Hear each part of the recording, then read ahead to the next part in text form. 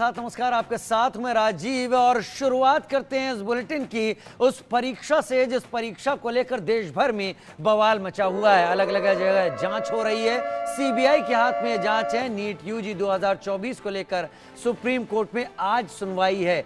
8 जुलाई एक अहम तारीख। पेपर लीक, री नीट समेत कई याचिकाओं पर आज सुप्रीम कोर्ट सुनवाई करेगा। सुप्रीम कोर्ट में 38 याचिकाओं पर सुनवाई है। करीब 24 लाख छात्र कोर्ट के फैसले का इंतजार कर रहे हैं।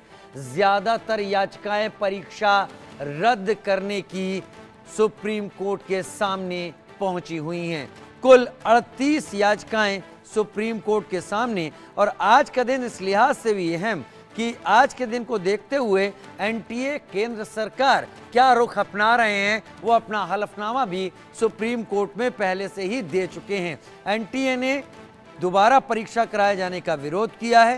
केंद्र सरकार ने भी कुछ ऐसी ही बात सामने रखी है। लेकिन सुप्रीम कोर्ट क्या तय कर रहा है, क्योंकि सुप्रीम कोर्ट पहले इशारा दे चुका है कि 0.01% भी गड़बड़ी के अगर चांसेस हुए तो सुप्रीम कोर्ट बड़ा और कड़ा फैसला ले सकता है। लेकिन वो क्या फैसला होगा, इसका इंतजार करना होगा। तारीख 8 जुलाई, अहम दिन। बहुत सारे बच्चे इंतजार कर रहे हैं इस दिन का, आज की सुनवाई का। याचिकाओं में कहा गया है कि शीर्ष अदालत सुप्रीम कोर्ट को केंद्र सरकार और नेशनल टेस्टिंग एजेंसी को नीट यूजी दोबारा आयोजित करने की बात लगातार रखी गई है, कही गई है। लेकिन इस बीच में कुछ ऐसी भी याचिकाएं आई हैं जिनमें नीट परीक्षा दोबारा ना कराए जाने की भी मांग की गई है। तो अब सुप्रीम कोर्ट तय करने वाला है कि अब नीट का क्या भविष्य होने वाला है। और अगर नीट का भविष्य सुप्रीम कोर्ट कुछ ऐसा तय करता है जो केंद्र और एनटीए के लिए झटके की तरह होता है, तो ये समझ लीजिए फिर एनटीए में बदलाव के पन्ने लिखे जाने शुरू कर दिए जाएंगे अगर सुप्रीम कोर्ट ऐसी बात सामने रखता है। लेकिन अभी बच्चों का ध्यान, सभी लोगों का, माँ बाप का ध्यान, सबका ध्यान इस पर है कि सुप्रीम कोर्ट इस पर क्या रुख अपनाता है। सुप्रीम सुनवाई आज के दिन।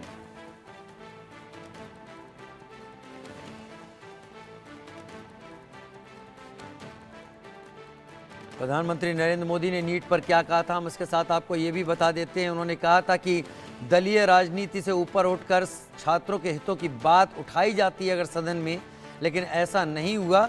प्रधानमंत्री ने कहा कि सरकार धोखा देने वालों को छोड़ेगी नहीं और इस मसले पर हम कार्रवाई कर रहे हैं।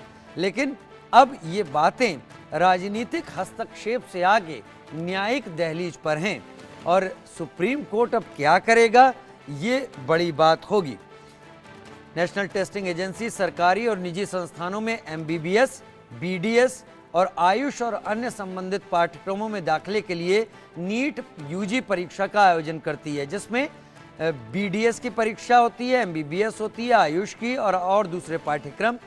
5 मई को करीब 4750 केंद्रों पर यह परीक्षा आयोजित हुई थी।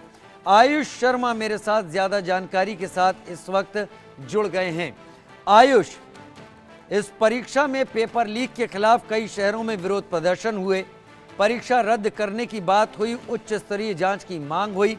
8 जुलाई को सुप्रीम कोर्ट यानी आज के दिन सुप्रीम कोर्ट ने सुनवाई की बात कही थी और सुप्रीम कोर्ट ने यह भी कहा था कि अगर चीजें ऐसी सामने आती हैं कि ऐसा खिलवाड़ हुआ है तो हम कड़ा और बड़ा फैसला ले सकते हैं।